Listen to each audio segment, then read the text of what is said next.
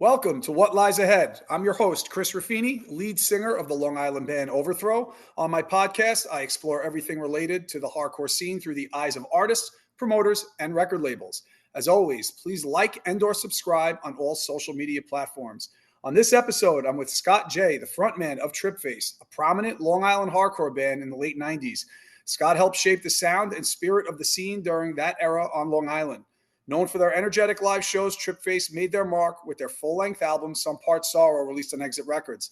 The album exemplifies the band's unfiltered approach to hardcore, blending the aggression of metal, some melody, with the depth of punk, all while maintaining a distinct Long Island edge. Scott's presence both in the studio and on the stage helped establish Tripface as one of the standout acts in the late 90s hardcore scene.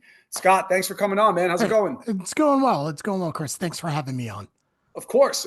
You know, we were chatting it up a little bit before, man, and and I was telling you, and even when we were like messaging each other with this, Tripface for me, in the mid '90s, when I was going to shows and started going to shows, was one of the bands that I loved. My friends loved the album. I still love to this day. It's just, I think, is one of my favorite Long Island hardcore records of all time. Honestly, I think it's that good, and it's still holds up to this day. I think I told you when we were set this up and I was away in Aruba, I was running to it on the beach, which was nice to listen to 480. So let's get started a little bit, man. So it's been a minute.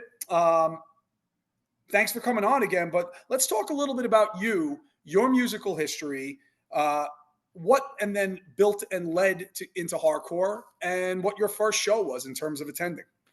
So I grew up in a household where music was really important. My mom loved like doo-wop in late 60s, like bubblegum pop.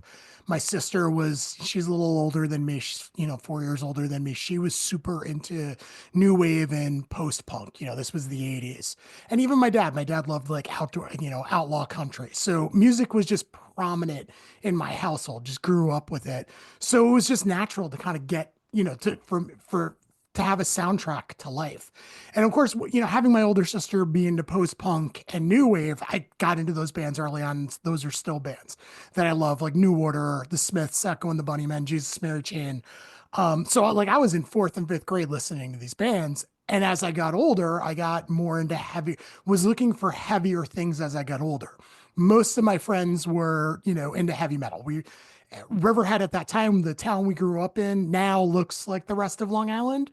But when, back in the day when I was a kid, it was farms. We were a very rural community. So, AC/DC was big. Guns N' Roses was big. I mean, we rode around in farm fields, blaring Guns N' Roses. That was like, the normal weekend, at that age. I'm inquisitive by nature. So I just wanted to find out more. And I wanted to find more bands.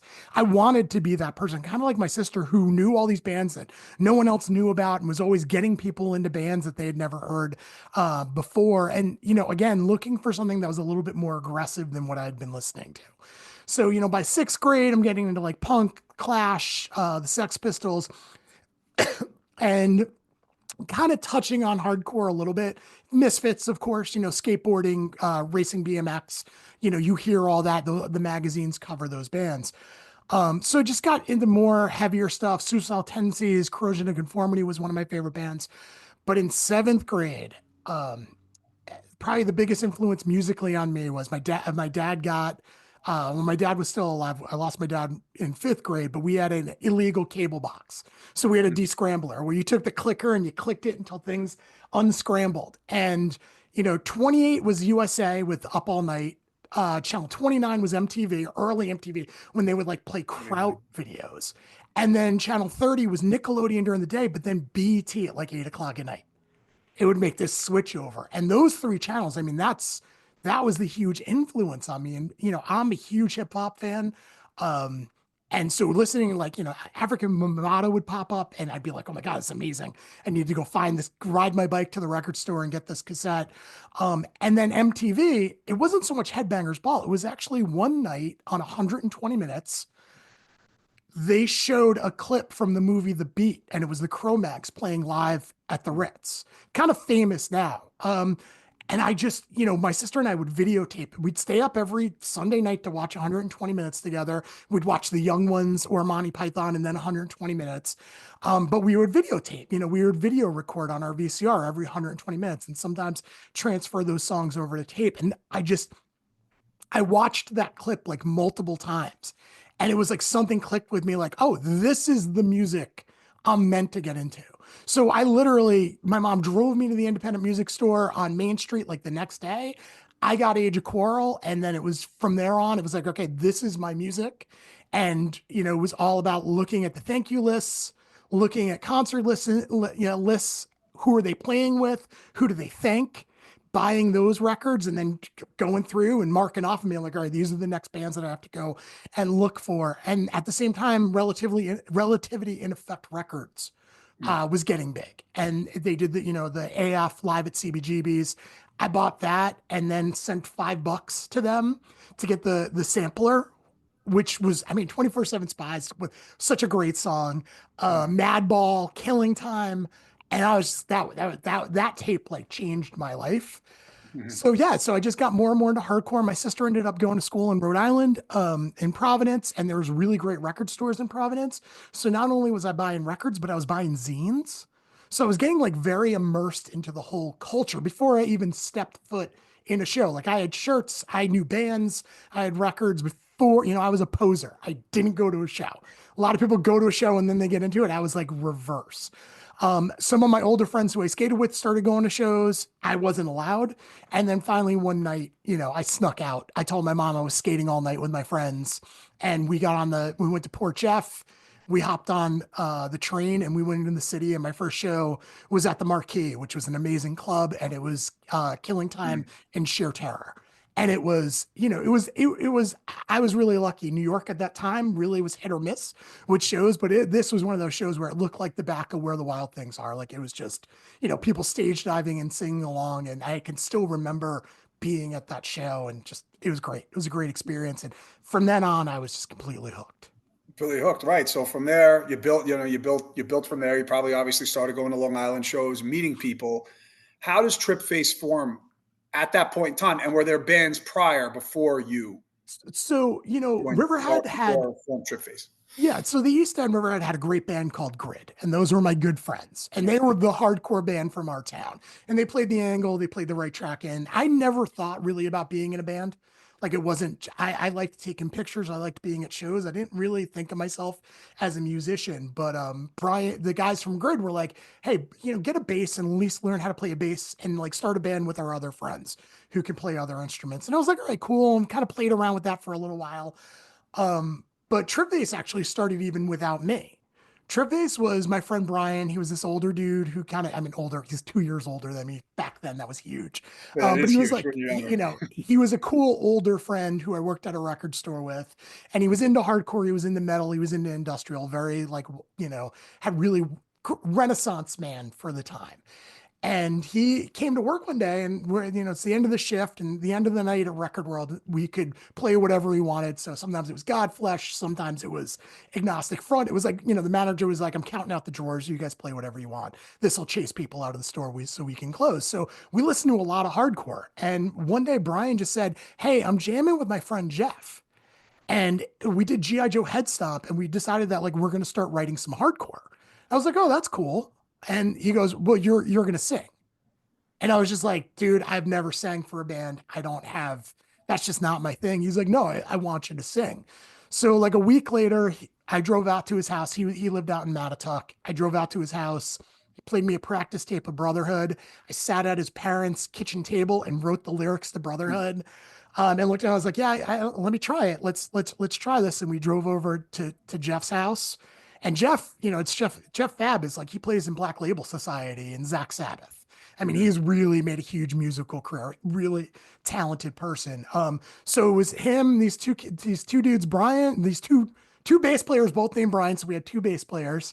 And we wrote a bunch of the early Trip Bass songs as Godhead. Because I was a huge Burn fan. I wanted to sound like Chaka so bad. Mhm. It's funny to watch old videos of me. It's like, wow, I'm everything from stage presence, everything. Like I just wanted to be him. So we did that, and then we played a bunch of shows with Grid, and that was fun. Like, again, we weren't ever really serious. Then Jeff wanted to like do a real musical career. Brian went to college. We got well, actually, Jeff stayed for a little while. We did kind of revolving door. The name changed a couple times. Sometimes I was playing bass and my friend Ross was singing, and we were called off sides. It was just the typical like high school unserious hardcore band. Then we got a pretty solid lineup with my friend Austin on bass and with Jeff still playing drums. And this was like junior, senior year of high school. And, I was enlisted in the military at the same time I was applying to colleges because I wasn't sure if I was, I was really planning my life not with hardcore in mind whatsoever. And we played WUSB, the radio station. And Kyle, who does not get enough love in Long Island hardcore history, would do these split tapes of bands who would play his radio station. And Grid got invited to come and play, and they're like, "Hey, you usually do two bands. Can we bring our friends band with us? You'll like it." And so we set up and we started playing, and Kyle was just like, "Oh my God, like you guys," he was really into us. He was like, "Hey, this is such a, like a surprise to him." So we did that. We had a great set. I think we played like one or two shows after that. And then Jeff, went off to do his thing. And the kid we had playing guitar kind of was like, I don't want to do this anymore. So that was it. I thought we were done. Like I really did. It was senior year of high school. I had other things that I was trying to figure out what to do with my life. Completely was like, all right, music's on the shelf. We played like one show with Brian Grid on drums, like somebody's high school graduation party. And that was it. I thought that's the end of my musical career. And then, the live tape came out. And kids were stopping me at shows like, "Hey, when are you guys going to play?" And I'm like, "I don't have a band. Like this band doesn't exist." And, it was the amount of people, and Artie gave us a really good review in Paranoid. And, so there was a buzz there. And luckily I failed my military physical. And luckily my mom was big on, for me applying to colleges. So, I ended up going to Adelphi College because they had a program for individuals who had an IEP. So all through grade school, middle school, high school, I was in a resource room, with a learning disability. And I talk about that with kind of pride. And Adelphi had a great program for people who were coming out of high school with a decent GPA, really getting them settled. And that meant I started school in July.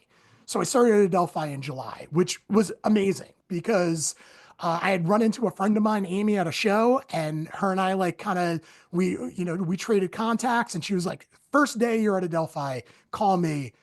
Me and my friend Reese are going to come and pick you up, and we're going to hang out, and we're going to introduce you to people." And that summer, I think I went to a show like every other night. And if I wasn't at a show, they were dragging me to somebody's house, and I like met all these people who I would have never met before. Right. And they really introduced me to the scene. And so kind of that traction was there. And I was like, "Oh, and people kept bringing up Tripface." And I'm like, I don't know. And then Jay May, who had done bands with Jeff, who was doing sound at shows, really accomplished guitar player. I mean, they had a Metallica cover band and he just like nailed everything. And I was at a show and he walked up to me. He's like, "Hey, Scott." I'm like, "Hey, what's going on?" And he was good friends with the guys in Grid. He's like, I listened, he actually recorded a demo for us. And he's like, "People keep bringing you guys up. And I know Jeff's gone and I know, Rory's out of the picture. You need a guitar player and a drummer, right?" And I'm like, "Well, yeah, I do if I want to do this band again." And he was like, "Well, me and Pete, my friend Pete, we'd love to try it." And that was it. I called up Austin and I was like, "Hey, you want to play with these guys?" And he was like, "Yeah, sure." Our friend Dave, who was from Mastic, he was a really good bass player. And I was like, "Well, I got a bass player. Austin can move to second guitar." And that's really how we started. And then after the demo, because everybody was straight edge except for Austin, Austin's just like, "Yo, if I leave, you guys can be a straight edge band." So, he was out. But yeah, we did that. And then it took off from there. And surprisingly, way beyond my expectations. Yeah, it went real quick, and it's amazing how what you said with the military and then Adelphi, and that wasn't the path you originally thought. And then look what happened. You're at parties, you're going to shows, and then you, Jay, and all these guys, you're getting Tripface back up again, which kind of leads where we are now, like in that era of the band, is what was Tripface's at that point writing process like? Because what I'm guessing is around that time is that when this foundation and I guess some of the songs from Some Part Sorrow were being written. How was it like? Did they come to the rehearsal with someone would come in with like a song, or someone would have a riff and you would build it from there? Did you have lyrics already written, or you needed the music to kind of get the cadence with it? And then we'll talk about your lyrics and the themes and all that stuff as well. But how did that come about in terms of Tripface writing the songs? So the early Tripface stuff, I mean, besides the stuff that Brian wrote, was a lot of me writing the riffs. So I still all through the process would bring riffs to them.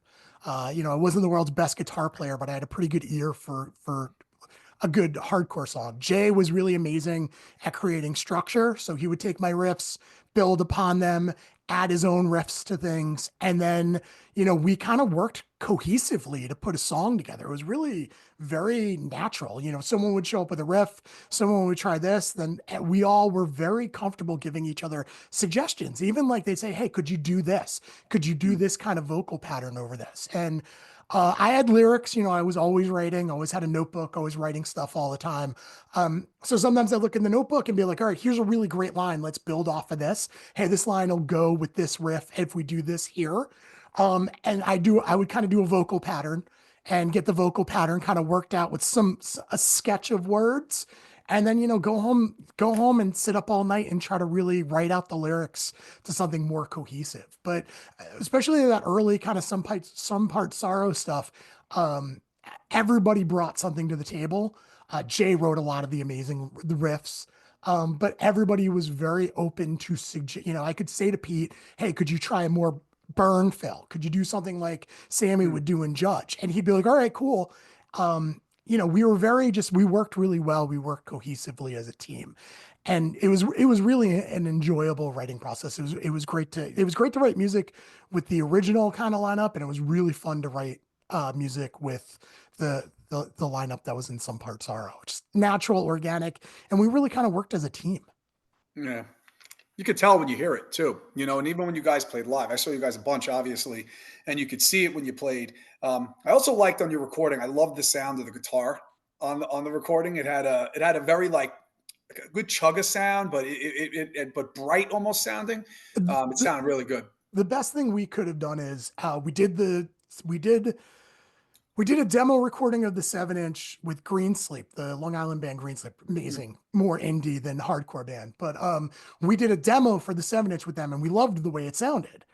And then when Wreckage Exit said, okay, well, we're going to pay for your recording. You got to go to the studio. We didn't have the best studio experience. The guy was nice. The engineer was a super nice guy, but he had no idea what we were going for. Mm. He really liked Brotherhood because it sounded like Motorhead. But other than that, he wasn't getting where we were going for. So we weren't super excited about the sound that we had on the 7-inch.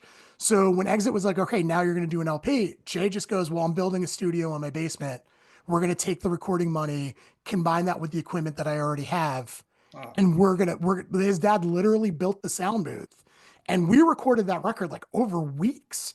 We really spent a lot of time on that record and just doing, by then I was working in a studio at the time. So I had a little bit of an understanding of music production and we just kind of produced it as a group and we spent a lot of time on it. And Jay was and I'm sure he still is an amazingly talented guitar player. So of course he had a great sound. I mean, the man, he would work on it like religiously. He just wanted that sound to be perfect. And we would combine amps and I was big on bass tone. So I remember we spent half a day just trying to get the bass tone for that record. Mm. Right. And this is back when like hardcore bands just showed up, played, and that was it. But Yeah. we really kind of like put our heart and soul into getting that record to sound how we wanted it to sound. Yeah, and it did. And you could, and it's what's nice is you had that time at his house, which is awesome, which is great. So you go back, like I guess we'll go like around the time when this foundation comes out, and you were talking about the buzz with that radio demo that came out, but the buzz started building even more before this foundation came out and then after it. And I remember there were shows playing in the city. Now I could be messing up the timelines here. This could have been when after Some Parts Are came out, but it's the 90s, right? So it's all around that time. But you guys played some big shows and you were on big shows. And you held it down on the stage. Like you played Irving Plaza, I think the VOD Madball show at Yeah. Irving. That was Yeah. great. Wetlands, I've seen you guys numerous times. CB's You guys played a lot. The PWAC, the infamous Common Ground show, the only one there ever was. That video's online with it. So everything started building and building and building. This foundation comes out. People are getting it. People know it. Um, how did you end up with Exit? How did that happen for the Some Part Sorrow? Well, we were really lucky. Tyler King, who did King Size Booking, every interview I do, I have to talk about him because he was integral to the success of that band. We Artie Philly was a big supporter of ours, and he was really kind of him and the other Artie were kind of the brains behind Exit. So, Artie just one day was just like, "Hey, why don't you do a record with us?" And I was, I loved Wreckage. I mean, Yuppie Side, Neglect. I mean, just Madball bands, releases I absolutely loved. Like to be on that label was really exciting. So I was like, yeah, of course, like no doubt in this whatsoever. So that happened, and I believe it was at the 7-inch release show where um the power went out on stage, and it was during this foundation. So it was just Pete playing drums, me standing yelling, and the crowd yelling back at me. And Tyler had no idea who we were. Like Tyler and I had met a bunch of times at shows, but he could care less about us. And he walked out with Chris Wynn from In Effect Fanzine, and they watched the set. The power came back on. We had a really amazing set. And I stepped off stage, and he just walked up to me and was just like, "Do you guys need a manager?" And I was just like, I was kind of too punk for that. So I was like, you know what? Talk to Jay. Like, talk to Jay. That's not my thing. And I mean, Tyler just really did good by us and really stood by us and really worked hard with us. We were not fun. He was used to traveling with bands that weren't straight edge. So he did a few road trips with us where I felt so bad for him because he's bored out of his mind. But really, he got us a lot of shows in the city, which was great. And it just kept building. That 7-inch came out, people really liked it. And we just played. I mean, we worked hard. We practiced, every week we practiced, sometimes twice a week we practiced. We played shows almost every weekend. We really just would really worked hard to get where we were, and the buzz just kept. And then of course, In Effect Records. I mean, Chris, you know, he gave us a lot of love. It's my favorite New York fanzine. So he actually hated the demo, which was hilarious. Like broke my heart, but he loved us. He interviewed us, and that kind of gave us the recognition from outside of Long Island. Mhm. But we also hit Long Island at like a perfect time. We started when that scene was really blossoming into something huge. So we kind of rode the wave a little bit as well. Yeah. So you get on Exit, um, and I remember obviously there was a couple of 7-inch songs re-recorded, but there was a lot of new songs, and a lot of songs I remember when I heard the CD, I would know because I remember hearing them live, which was great, and that's what is that's a catchy song right there, right? Yeah. So how did you structure, if you could go back in time a little bit, the track list for that album? It's like, okay, this is going to open, this is going to end. How did you guys pinpoint all that? It was, we had sat down. Jay was and Dave and Pete and I were meticulous about how we want the order of this. I mean, Jay's favorite bands were, and Pete were like, Pete loved Van Halen. Jay loved Queensryche. Like they loved bands that had albums, not, it's not today. Like you put a song on Spotify. They really wanted songs that complemented each other and then built off of each other. So we really put a lot of time and effort into the track listing going, okay, how do we start this off? Well, you started off with Overlayer because it's got that cool technical like bass part because at the time we loved Bloodlet. So it's like, all right, we want some crazy, this started off with this crazy, with this crazy bass line and then just kind of like get the ball rolling. And then it was like, all right, we'll do a metal song and then we'll go back to one of our more hardcore songs. And then what song complements that? And, what do we put at the end? What do we want to kind of close out with? So there was just like a lot of thought to it. And it was, we wanted to sprinkle in, okay, an older song someone might know from the 7-inch or from the demo, and then do a newer song. And then, like, I think Volition and a couple of the new songs are back to back because they just fit together so well. We would do that live. Like we had songs that we were like, the tail end of this perfectly goes into the beginning of the next song. Yeah. And it worked really, really well. Like I said, I was lucky. I was, just this dude who could barely play bass, had no, outside of high school course, had no musical training. And I was just really lucky to play with really talented individuals who understood music at all levels. Now, are there any songs that didn't make the album that you recorded, or you wrote a song, didn't even record it, you're like, eh? So there was some early trip phase stuff that we thought about using later on that we didn't. There were some riffs that we borrowed from some of the early songs, and then that never really quite panned out. Really, the only thing we have non-recorded was the last song that we wrote. We wrote this song that I absolutely love. You can see it on our that last Long Island show video, and it kills me that we didn't record it because it was just, to me, that was like we were at our peak of writing when we did that song. And I said to you earlier, I think some of those riffs ended up in an Advent song. Some of those Mhm. lyrics ended up in a Burning Bridges song. So it lives in that space. Somewhere. But Yeah. my biggest regret is not. I swear there was like a practice recording of it because we had a studio. We basically practiced in a recording studio, but no serious recording of that song, and it was really a great song.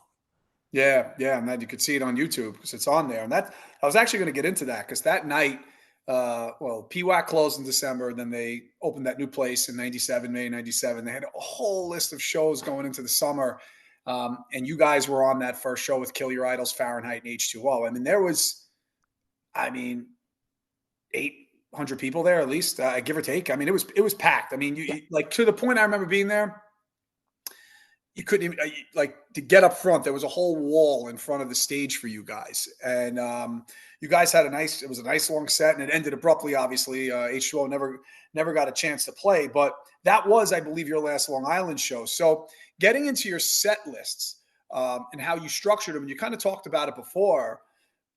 Would you set your set list up on Long Island differently than when? Because you guys played out of state a lot, and I neglected to mention that, which we'll get into in a little bit, but how did you guys structure set list in terms of is it who you were playing with, where you were playing? How would you guys set that up? It was who we were playing with. It was where were we in the lineup? If we're early, then it's a 20-minute set.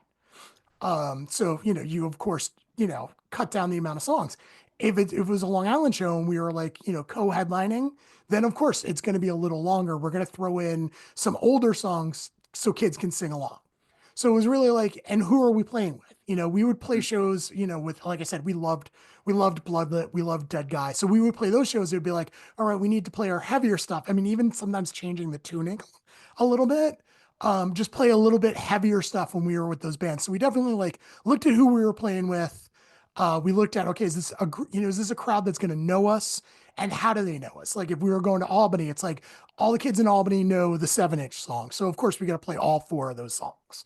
So yeah, we really thought these things out and had discussions and sometimes arguments. There were times where I was like, I don't want to play that song. Why that song would be, and it's just like, I'm so sick of playing it. Mhm. So, we just, again, worked like a team pretty well and just kind of, we sat there with a marker and wrote, and sometimes it was like right before the show started, like, all right, there's 15 kids, there was a show that we played in New Jersey. It's like, there's 10 kids here. Let's do all new stuff that we're working on Hmm. and almost treat it like, like a practice, but also a good way to like, for our friends who are there to be like, ooh, I liked all the new stuff. And then, then we turn around if we're playing Long Island, it's like, it's all the hits in the beginning. It's one of the hits in the beginning, couple of the hits in the middle, and, end it with Brotherhood, of course, because, that's the song to end every Trip Face set with, the big sing along at the end. So it was structured because we wanted, I loved seeing bands. I wanted to write set lists that I wanted my favorite bands to play. Mhm. I want to be able to spend the last song of set sing along, climbing over people. So that's always like, all right, we're going to do, we had 3 songs that were like that. So we always ended with one of those songs, like I said, usually with Brotherhood, just because we wanted Yeah, it to end with that giant pylon.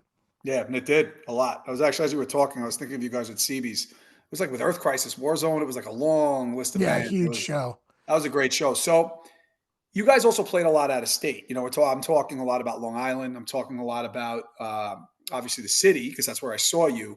But if you look at some of these old Instagram pages of old school flyers, you see you guys' names on a lot of stuff in Connecticut, all over the place, upstate, all over.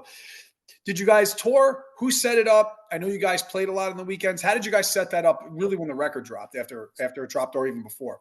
So, this was back in the day before people did bands full time. Like it was Yeah. very, unless you were agnostic front, you didn't do a band full time. Hmm. And I was very, college and grades, my mom was busting her back to get me through college. So for me, it was like I got to finish college no matter what, and that was one of the stressors that kind of broke the band up. But it was, college is first. Tyler would be like, hey, would you take a semester off to go on tour? It's like, no, I want to get my degree. I want to get this done and over with, and then after that, I'll think about what we can Yeah. do. So we were weekend warriors. You got to remember, like we lived out east. So even going to a local show, a Long Island show was 45 minutes to an hour long ride. Going to the Angle was a road trip for us. And because of that, we had no problems with traveling. We were going to shows in Jersey and we were going to shows in Connecticut.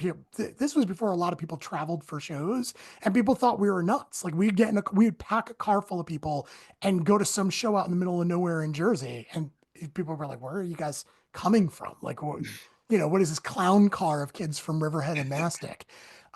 So we didn't have problems like every weekend going and playing a show somewhere far away, doing a 3 hour drive, 6 hour drive. We would play a Saturday night show in Pennsylvania, and it would literally be like we'd get up in the morning and we'd just start driving and we'd play that show and then drive home until the next day. Yeah. So we were just road warriors. And of course, it was, Tyler. Tyler could get us shows wherever. He got us a weekend with Marauder and Earth Crisis, where, Mhm. we played Connecticut, which was probably one of the most memorable Connecticut shows for a lot of people. We just played all these really awesome shows. And it was because Tyler would be like, hey, this tour's coming through. I'm going to get you on 3 dates of this tour so you can play with Earth Crisis, in another state and kind of get that exposure there. So again, we were working hard and we were professional and we were definitely ready to kind of get on stage and play our hearts out. Tyler just put in the work to get us on shows and it got us, it got us in front of a lot of people. Yeah, that's great. I mean, and so 97 comes, you guys break up. And do you recall having any plans for that summer or into the year of shows and or tours or potential releases that just unfortunately obviously never happened? Yeah, and that was some of the reason why the band broke up. Hmm. Understandably, Pete and Jay specifically, and Dave, like they were musicians and they wanted to do something bigger. And that was hard for me because I was very stuck on the hardcore ethos.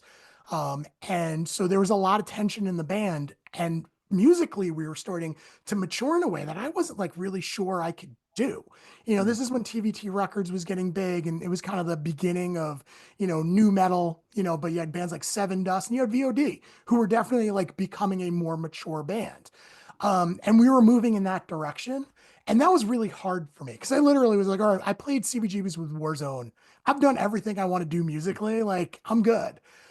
So there was a lot of tension there, and the writing became less of group writing, and it was a lot more of like me showing up at practice, and they already had a song structured, and I'm like, all right, now I got to write lyrics to this. Now it's starting to feel a little bit like a job, but we were talking to some major labels. We were supposed to do a tour the entire summer with Indecision and Silent Majority. I mean, we had big plans. Good tour. Europe, Europe was after that. It was really like, let's get on the next lead. We were talking to Wreckage. It's like, do we do another? We do our second record with Wreckage just to kind of get out of that contract and then do something with a bigger label. A lot of discussions, a lot of talk. It became very businessy, and I was just like, I kind of looked at Jay. It was just like, you guys meet with people. Like, I don't really care. Tell me what we're gonna do, but I want to stay a hardcore band. So Hmm. yeah, there were big plans and plans to kind of, I guess as, the next level. And that was really hard. And, at that point I was kind of tired of getting on stage. I was kind of, it was really affecting my mental health. And, it was just hard. And, to be completely honest, I was, around 97, I was tough to be in a band with. I mean, those guys really put up with, and people around us really kind of just put up with kind of the worst of me. I had things that I needed to deal with, that, I would later on in life, but that, it just made me a difficult person to be around. So when those guys were like, all right, we're done with you, like, it wasn't a surprise.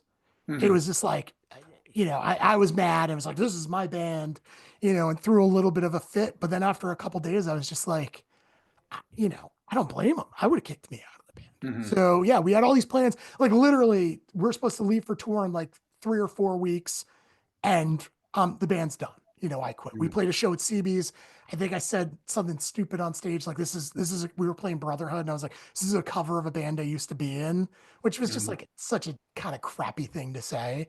And I just saw Jay's face, and I was just like, yeah, this hit the end of the road. They could find somebody more talented to replace me, and they can go on to do bigger and better things. Yeah, it's like you sit back when you're a kid and you reflect on some things sometimes, and it's yeah, you were a kid with it. Now, was there ever an attempt after that, like late '90s, early 2000s, to get back together? Ever talk of that with you guys, or just not? Because I know everyone ended up going on doing other things, but what about with Tripface? Yeah, no, there was, Pete and I stayed friends. Pete and I were roommates in college. We hung out. We were like attached at the hip. But I really had no interest in going, I had no interest in really doing hardcore anymore. I was super into, as I got older, I got more into like metal.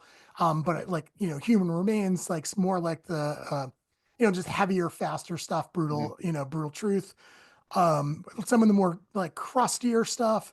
So I wanted to play bass in a band that sounded like Spaz. Like that was my interest, something not fun, not stressful, something fun. So like that's where I was at. I didn't want to go to hardcore shows anymore. I was going to go to metal shows. And at the same time, I broke Edge in 1997, which was, in 1997, breaking Edge was not a party. And so there was threats. People were saying, if he shows up at a show, we're gonna jump him. First show, like I think I went to the Burn reunion, the first of 1,000 Burn reunions, and I was like, there's no way I'm missing this show. Like I don't care. If somebody wants to jump me at the show, they can jump me at the show. Nobody jumped me. The kid who was supposed to fight me, I stood next to. He didn't say a word to me. But so I was done. And those guys did Advent with Tommy. And I remember Pete coming home one night from practice and like, hey, we finally got a singer. I was like, all right, cool. Who is it? And he's like, Tommy. And I'm like, Tommy Corrigan singing? Like, I'm like, you guys are at least not using the name. He's like, no, no, we have a new name. We have okay. Right. And they did stuff, and I thought that demo was really, really good. But no, I thought I was done with music. Like I really did. I just kind of wanted to do music for fun and had other interests and stuff I was getting involved with. And I was finishing up school Yeah. and was pretty sure that I was going to go to graduate school. So there was kind of also that idea of okay, time to really, focus on academics, which was always really important to me. Right. Sounds like a combination of different things, and it just the direction was going right. You're like focusing on career and everything like Yeah, that. You guys did play a couple of reunion shows. Could be off with dates. 2011, I think you played, 2011. and Yeah, then you came back. Didn't you play in at Revolution for like that Long Island hardcore documentary? yeah. Yeah, That you guys never, played. that never. I don't know if that never came out, unfortunately, that we all did interviews Yeah. for. How did those reunions come about? And it was obviously with what members did you use for that one? So it was all guys from Albany. Like it was so when I moved to Albany for grad school, I hooked up with all the hardcore kids and got involved in the hardcore scene like right away. So did a band called Lariat, which was very His Hero's Gone meets Acme, like just very. My vocals don't sound anything like they sounded in Tripface. And I did a bunch of bands while I was in Albany, all different types of styles and music. I got into booking shows. I started working for a promoter up there and really like started a career in doing security and stage management, which paid for a car, paid for a down payment on a house, really worked out to my advantage. So Lariat was on tour and we were like somewhere random and someone started talking to me about Tripface and I'm like, we're in like Louisville. Like, how do you Yeah. even know that band existed? And he's like, he showed me the Victory. There's that Victory documentary. And it's like 30 seconds. He's like, I saw this and I ran out and I bought the record. So we would just hit certain places and people would bring up Tripface and I was like, I had no idea. Like, that's cool. But that was kind of it, and then around 2011, someone reached out to me and said, hey, would you play Long Island Fest? And I tried really hard to get Pete and Jay to do it. Actually, a few years earlier, someone approached us about a reunion, and Pete was coming up to Albany every once in a while. He was dating a girl in Albany. So him and I would go to the bar together and we would bullshit. And one time I went out east and him and I went to a bar and funny, but it's a bar, and two members of Tripface are talking about a reunion. And we're talking, and he said something that like broke my heart. He goes, "I can't do it because at the end of the show, it's just breaking up all over again. Mhm. And that really like hit me like, wow, I really kind of screwed up something really good for friends of mine. So then 2011 rolls around, we're getting, contacted. My wife's like, why don't you just do a reunion? That we had, one baby, we had two babies at that point. So it was like time was ticking. I was getting busy. So I reached out to them. They didn't react very well. And they were like, do whatever you want to do. And I was just like, okay, I guess I'm just going to put this together with a bunch of kids from, a bunch of adults from Albany who I had played with. And that was kind of just how those shows happened. It was definitely a scab lineup. I actually thought the first one we put together, we really nailed it. The And that's, 2011, that's on YouTube. You could, yeah, I mean, we that's great really, reaction. You guys sound really yeah, good. yeah, we were nervous about it, but we really, really pulled it off. So, but it Mandel was, on that show too. yeah, there's Matt, that So show I was was, yeah, I couldn't make huge, that show. I was disappointed about that. huge. But it was fun. And it was cool. But at the same time, like at the end of the set, like after like 6 practices in a show, I was just like, I'm done. Like Yeah, I have no energy to do this. I yeah, lost interest really quick. And then the documentary was like, you know, my friend John kind of stayed through all those incarnations of the band. And it was just like, hey, let's do this because it's important to get this documentary out. And, nothing yeah. came of it, which is a little Unfortunately, disappointing. yeah. And I saw a lot. I'm sure, like you did. I was on that as well. I did a little piece for it and gave him some video, and it looked so good. Good. Yeah. The trailer looks so good. I just hope Yeah. one day that sees the light of day. I really Yeah. do. Well, I think there was some flooding and stuff got Yes. damaged. I don't really know uh, what went on, but because I had sent them an email like, hey, can I at least get the VHS that I sent you guys back? And they're like, dude, that's probably lost. And I was just like, Wow. really? Wow. And then I got an email kind of explaining everything they were going through. And I was like, all right, I can't really be mad at these guys. They've got real life things going on. Stuff going on. Yeah, it's a shame. Hopefully one day you see that. So just to ask, do you ever think come back together to play a I show? don't think I don't think so. Mm, I'm probably going to see Pete in the next few weeks. But I'm not like that angry kid anymore. And that was kind of the problems with the reunions. Like that energy, that spark, the first one, the spark was there because you're excited. I had a lot of younger friends who came who were like excited to see my band. My wife's like a huge hardcore kid. She still goes to shows on a regular basis. She was kind of like, she's like, I never got to see you guys. So so that first show was really like, I put a lot of energy and effort into it. But, I'm not young, I'm 49. mm, Um, I'm in pretty good shape from everything I do, but I don't think I could put the energy in that would really match what we did back in the day.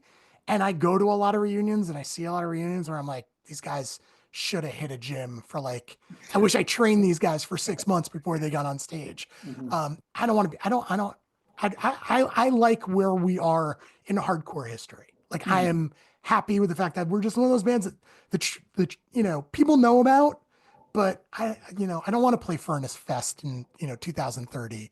I don't want to Yeah. do that. Like, that's just not my thing. So there's an inkling, like if Jay was like, hey, let's jam, I'd probably jam to kind of feel it out. I never want to say never, but I got a pretty good life that I'm really happy with. So it's really hard to get on stage and yell about being stabbed in the back and having my heart broken, when I've got a great family and a great, Wow. great I get dog. it. Still great songs. And also people have to realize too, it's not just all right, like say Tripface comes back, plays a show, they see you on an Instagram ad or flyer. I'll date myself in the 90s, but it's the time that has to get involved to get the rehearsing and making Yeah, sure everything sounds right. Because when people go there, they expect to see what they saw back in the day, right? So 100%. to get you back, everybody back on that same page and playing and doing all that, it's a lot of work. And with Yeah. everybody's lives in different parts, like you and I to set this up, it was like a month in advance just because of Yeah. us getting our lives and putting this We're, we're, together. we're So grown, we're grown men, yes. we've So got, it's we've got it's stuff it's going on. difficult. It's difficult. So I want to talk to like some parts. Sarah was finally on Spotify. Not finally. It's been a few years now. I would Yeah. say I put it up about 10 years ago. I 10 got it years. up on Okay, Spotify. because Yeah. yeah. So it's been up, which is great. But wanted to ask, there's other releases. Do you have any news about maybe any? Is there any future releases that may get released at some point in time for people to hear on these streaming platforms or released on a vinyl or anything like that? So yeah, what was really cool about a month or two ago, somebody I didn't really know reached out to me on Instagram, and it's John who does Frozen Screams and Icebreaker Records, and he just reached out to me and was just like, "Hey, I always wanted to do something with Tripface." So right now, him and I are trying to work out a way for him to do a limited release of the demo, the guidance demo. I got to find the Cool. masters of that and maybe do a couple of the songs from the live at WUSB. So that's the plan. He's thinking about maybe doing a zine with it that talks about the history of the band. We're still kind of working that out. I think that's pretty fun. So I'm excited about that. I would love to get the LP. I would love to get Some Parts Are done on vinyl. It never got released on vinyl. Oh, There really? was there was a couple like I have the hits and CD. misses. Yeah, there was a couple hits and misses. Like we didn't do it with the original pressing, which bummed me out. But everybody else was like, no, we're going to do cassettes instead. And then there was talk about it like 15 years ago, and then didn't happen. Then during COVID, some Spanish label contacted Wreckage and they were going to do a version of it, and that never happened. So, like, we'll do this cassette. And then, if there's a chance to do an LP, a limited run of the LP, I would absolutely love to do that. Like, it would be fun to have in my own collection. That's great. So, what do you think with this re-release? I'll call the re-release of the demo or whatever. What do you think? How long? I don't know. And Yeah. I'm kind of dragging my feet because I'm slammed at work. So Yeah. I have to go in the backyard in the barn where my wife has stored all the trip face merch and stuff. And I'm pretty sure the masters are buried in a box of t-shirts underneath, 10 boxes of Halloween decorations. So Yeah. I think this weekend is the weekend I go and finally find the masters and then work from there, like how we're going to lay out the tracks. That's awesome. And I know John's already kind of working on the layout, and it's like a throwback to one of our old patches. So I'm excited about that. That's awesome, man. People are going to definitely be excited to hear that for sure. So let's talk a little about where you're at now. Obviously, because obviously, on your Instagram, you're very active. Presentation, speaking, and doing all that stuff. Why don't you talk a little bit about where you're at now? So in college, I went to school to be a teacher, a high school teacher, secondary education. Just going to be a social studies teacher. And I had always loved public libraries. I grew up as a kid doing, the summer reading program, going to camps, the comic book club.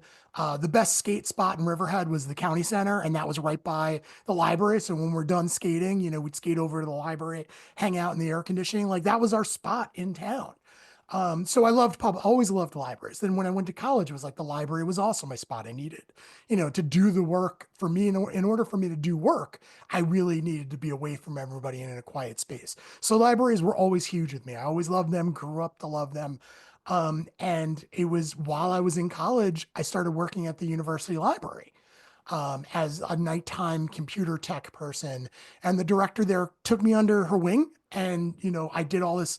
I was her jack of all trades. Like sometimes I was painting study rooms. Sometimes I was, running the circulation desk.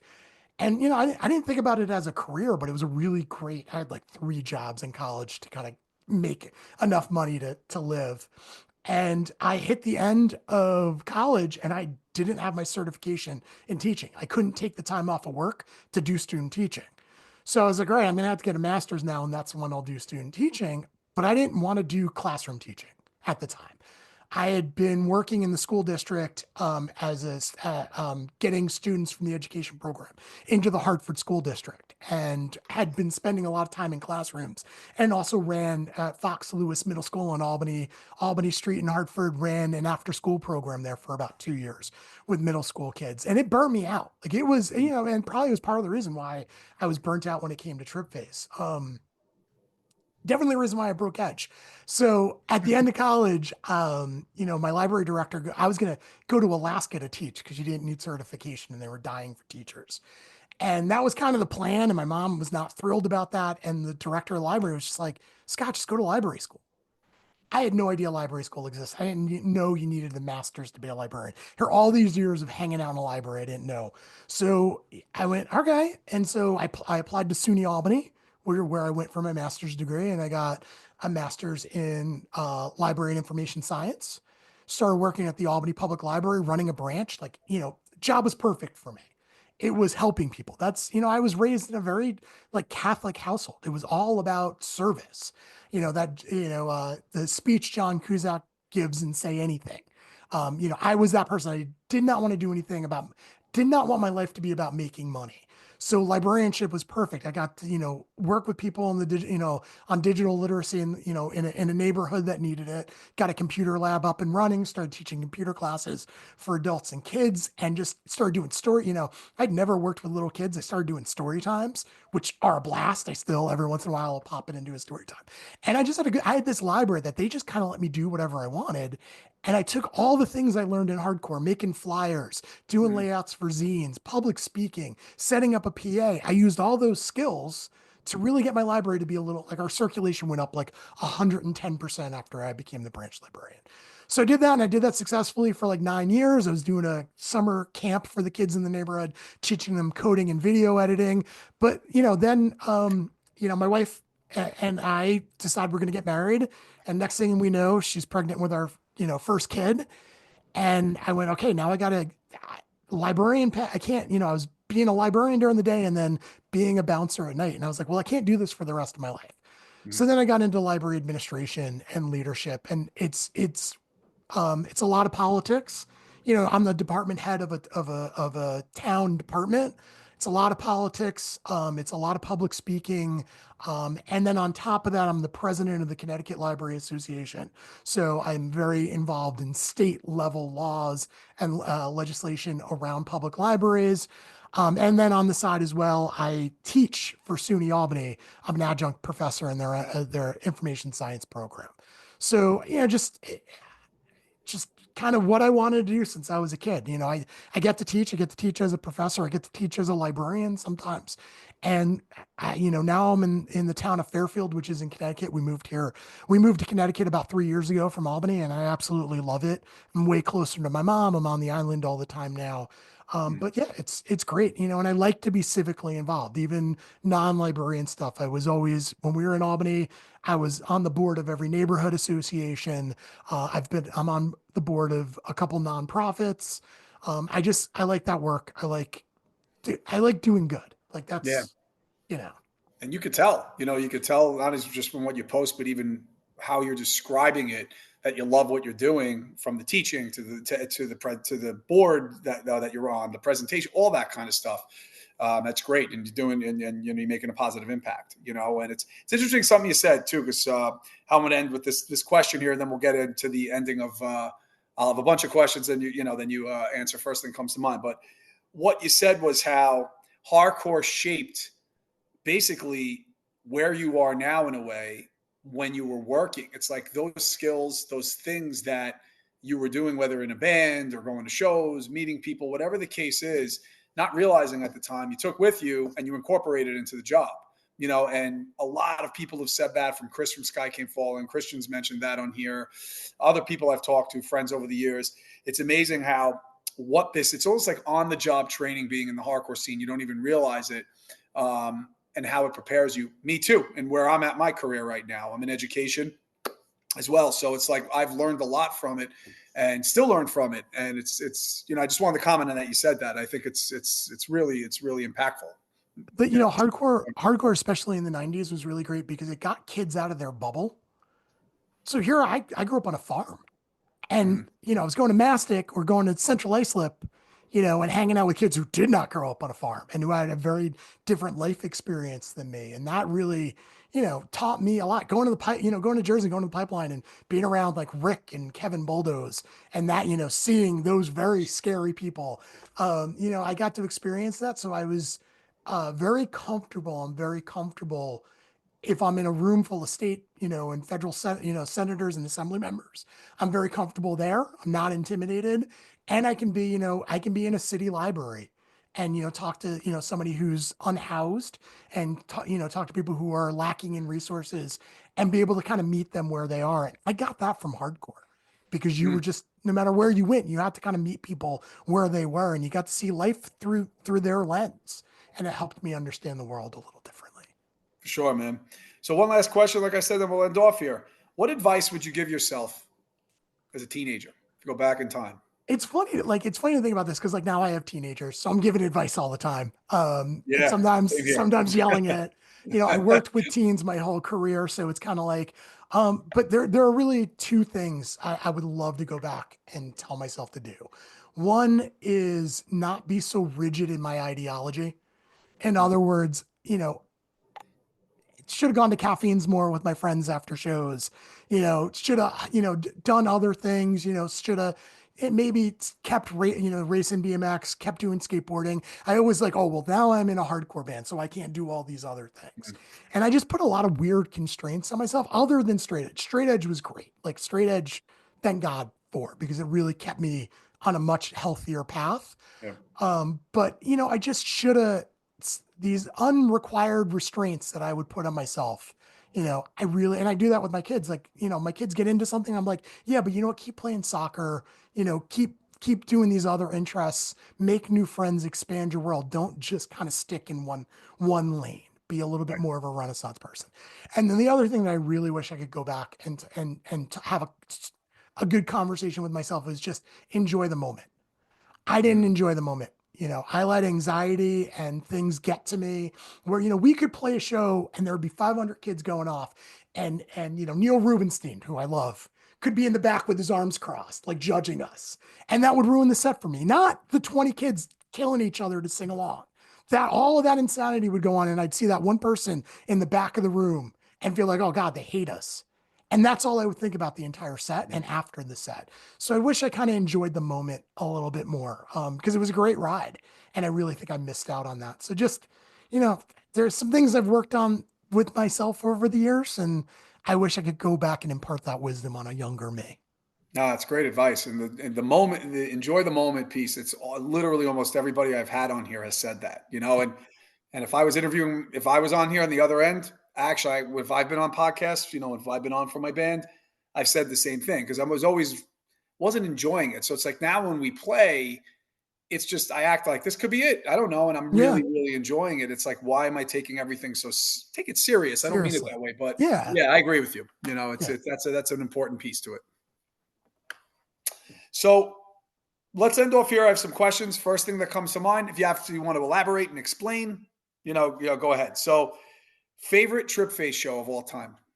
Oh my God. I don't even I named know. about like seven of them before, but so Oh man, there was a lot. So, there's one or two shows that stand out. Probably my favorite was we did a show Medford, the Medford VFW, and we actually helped put the show on. We built the stage with milk crates. And this was like our first Long Island show. And I didn't expect anything of it. We were playing pretty early on. The place packed out. And we played a set and kids, our friends were singing along and stage diving, and it was very like classic hardcore show. And then at the end, like we didn't set up a merch table. Like I didn't think about any of it. The demos were all in a suitcase in the back of my Caprice Classic, like parked, in front of the venue. So I get off the stage and all these people are coming at me and going, hey, we want to buy a demo. And I'm like, buy a demo? Okay. And ran to the car. They followed me, and I think we sold all 30 demos out of the back of the car. And that was just the show was great, but that was a great memory. Anytime we played CBs was always good. There was never a CB show that in wetlands. I mean, playing the wetlands was such a great club that doesn't get brought up enough.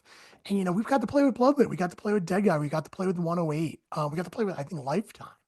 Um, and oh those yeah, shows, the reactions were great, and we got to play with bands that we were super into, which is always fun. We did almost run over Dead Guy's guitars with the van, oh but luckily it got stopped in time, and those guys were cool about it. But it's like a hilarious memory of just being like, we almost ruined all of Dead Guy's equipment. guys equipment. Favorite out of state show.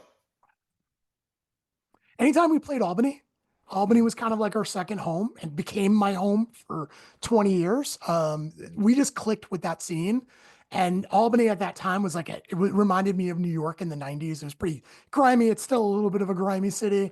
So anytime we played the QE2, we just always knew it was going to be fun. And we always knew kids would sing along. So yeah, and we played a show in Maine that was in Portland, which is one of my favorite cities. That was a really great show and really fun. And then, we played with Earth Crisis at the Middle East in Boston, Uh, and we were like the opening band. and it was packed. We played with something big block and the 454 Big Block. 454 Yes, big block, yeah. which was Kevin, the bass player for that band was the bass player for Eye for an Eye, which is like my Wow. favorite Boston hardcore band. And I like up, I fanboyed.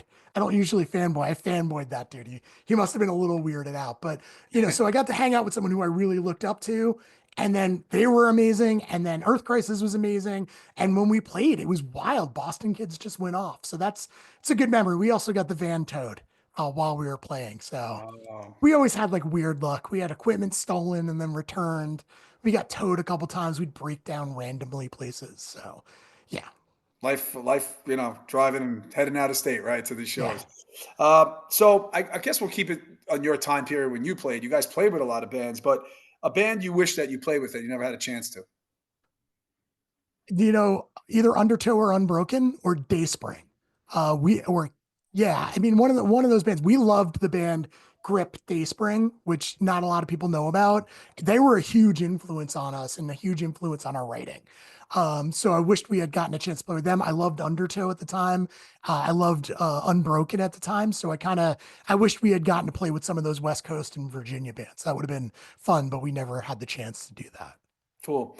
Now, you guys play with a lot of bands, but a band that you played a show with, you didn't know who they were at all, right? And they were on the show, but you got to know them, and then they ended up being like really cool friends afterwards that you were like, oh, Well, Indecision. I mean, the perfect answer there is Indecision. We didn't even play with them. Grid played with them. And I was like, wow, these guys are pretty good. I bought the 7-inch. I think I sent them a letter and maybe with our demo. And then Justin and I started talking on the phone. But yeah. And I mean, we were an inseparable was for a while. Trip Face and That's how we Indecision. You guys never, played the whole time. Yeah. we were supposed to do a split on Eyeball and we didn't. And that's something that I wish we had done. But, there was a lot of bands. A lot of the New Jersey bands that we were cool with and that were really friendly with us that people would never expect. Yeah. Furia, the guys from Furia 5, we played a bunch of shows with. I mean, we were like, I was like a buck 25. We were these skinny vegan farm kids and we're hanging out with these crazy New Jersey guys. And all those bands were really great to us. Marauder was great to us. Earth Crisis was super cool with us when we played with them. So we were pretty lucky. Cool. Your favorite Long Island venue from that time, from the 90s?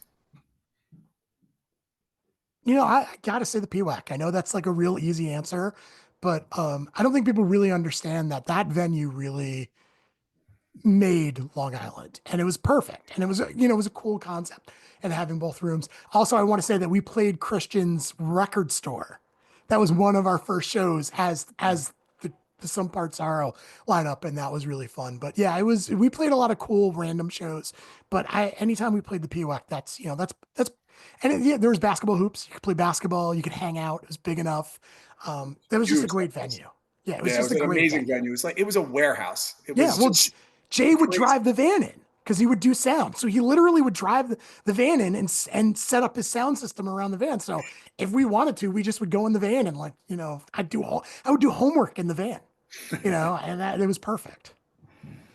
So you talked about wetlands before. So I'll ask Coney Island High or wetlands?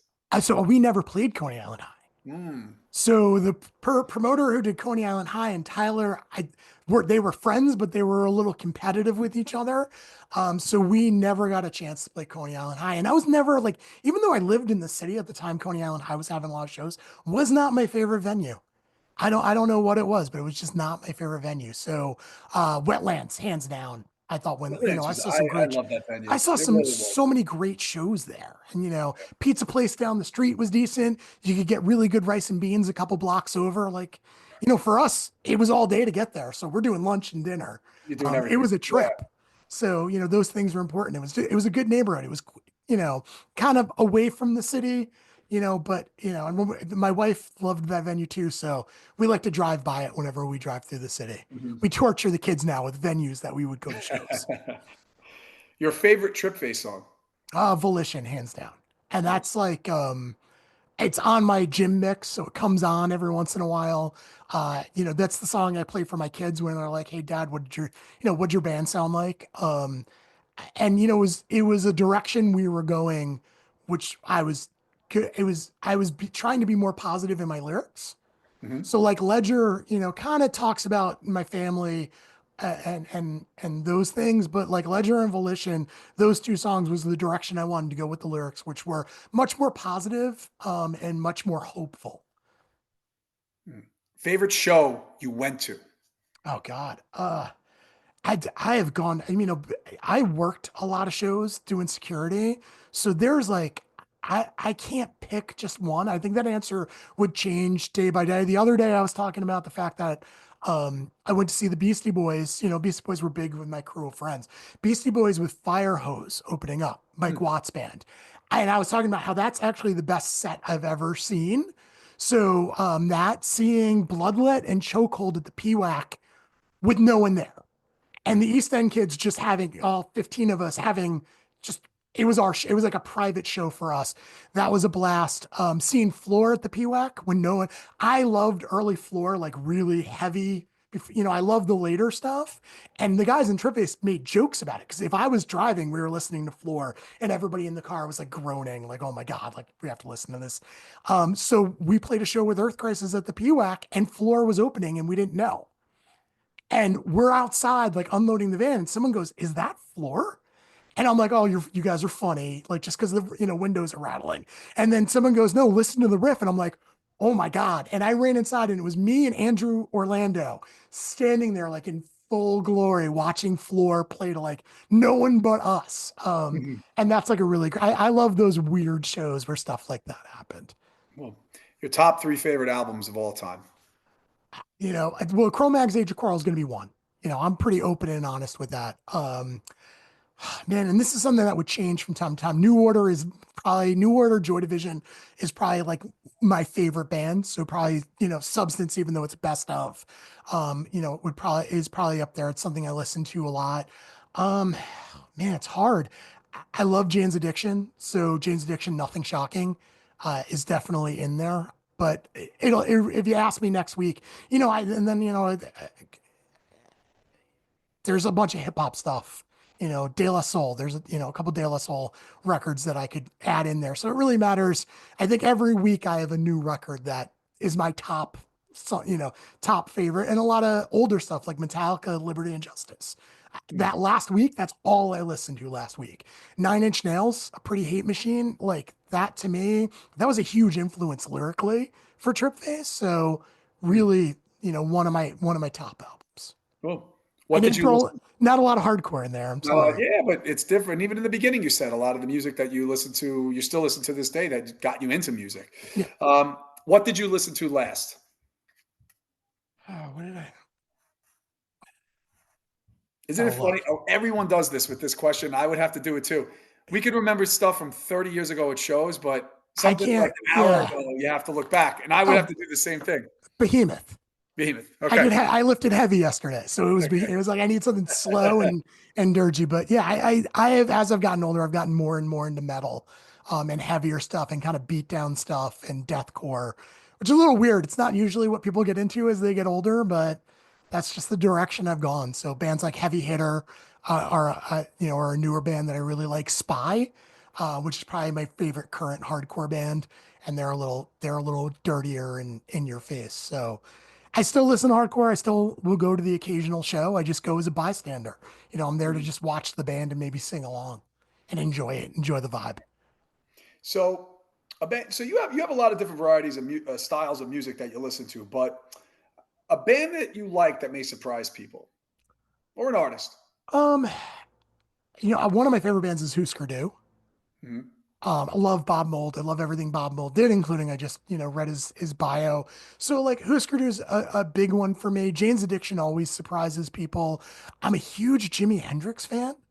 Okay.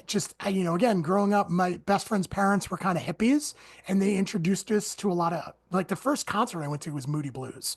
Mm. So there's a big influence of that. So I don't really like the 60s, but Jimi Hendrix is something I can still put on and listen to. And again, people always get surprised by how much I love hip hop. But that's just, hip hop and hardcore, writing graffiti, skateboarding, going to hardcore shows, listening to hip hop. That was all in the 90s. That was all things that intertwined with each other and were natural to all be connected. Absolutely. So I guess back then in the 90s, writing or performing? Honestly, I loved writing. I loved jamming. Not that I didn't like shows, and then, of course I wanted to play shows, but like I said, I was lucky. I even, before Jay and Pete were in the band, Jeff was such an incredible drummer. That's how I learned how to play bass. Like we would practice, and then a bunch of people would leave, and he'd look at me and be like, "Jump on bass." And Mm. him and I would jam, like, with Rory, who played guitar for us. We jam for like an hour after practice and just playing fun, funky, weird stuff. So I loved that process. I loved sitting down and, I loved sitting down and like jamming with people and working music out. I really, really enjoyed that. Cool. Most underrated Long Island hardcore band from the late 90s. So I think Scapegrace is the best Mm. Long Island hardcore band, and I don't think they They've get come up enough a bunch love. of times on here. Yeah, I mean, they were one of the first bands I saw, and as Steve was such an incredible frontman, and the music was great, the bass playing was great. So they don't get enough love. Disciplinary Action, who they were one of the first Long Island bands I got into. I didn't even know they were from Long Island. They had a song Mm. about hitting a gas truck on Sunrise Highway. That was like perfect. So Disciplinary Action, I don't think gets enough recognition. The Berserkers, who are more punk, I don't think they get really enough love. And of course, and this has come up on your podcast before, Motive. Yeah, I think it's I'm the third time someone's mentioned them. Yeah, they, yeah, and I they would were agree like with that. they were like our little brother band. So I'm really proud of it. Those guys started, hanging out with us. Actually, Ryan played bass for us on tour and almost became our second guitar player. Those guys, I mean, that music was so well written and so incredible. And those releases were amazing. Like even when I was in college, like they came up, I booked them in Hartford because I wanted to see them. And they were amazing. They were amazing live. They were chaotic. And they just wrote really incredible music. And they definitely don't. I mean, I guess now they're getting more of a mention, but I wish, that's a band that needs to get listed. But like I said, Scapegrace is probably my favorite Long Island band, hands down. Last question here. So you mentioned a couple before, but actually, any new bands that you like now? Like I said, Spy, who are on closed casket activities. A band from Florida called Heavy Hitter, which are like they're deathcore, like they're straight up like beat down death. They're really great music to lift weights to. Mhm. I was really lucky for a few years. My wife's from the Hudson Valley, so like, there's a bunch of Hudson Valley bands that I really like. There's a bunch of Connecticut bands, younger Connecticut bands that I like. Death Threat's one of my favorite hardcore bands. It's not the reason why I moved to Connecticut, but it's the reason why I feel like, part of the Connecticut scene. So, just I'm always checking out new bands. Incendiary always gets a shout out. I remember when they sent me the demo to review for my fanzine, and it's great to see them blow up and do the things that they're currently doing. So, my wife still goes to shows regularly, so she's always like, we'll get in the car and she'll be like, "Hey, I saw this band last weekend. You should check them out.